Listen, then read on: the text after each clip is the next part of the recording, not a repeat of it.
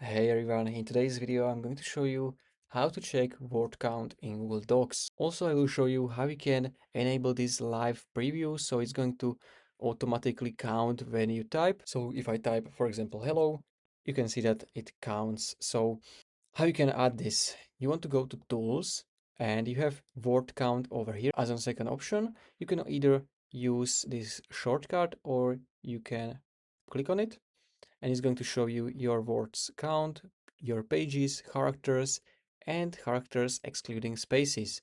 And if you want to have a live word count, you just have to check this box, display word count while typing, click on OK, and then you can see it in your bottom left corner. You can also hide it from here. So if I click on hide, it's going to hide. And if you want to enable it faster, just press Ctrl Shift C,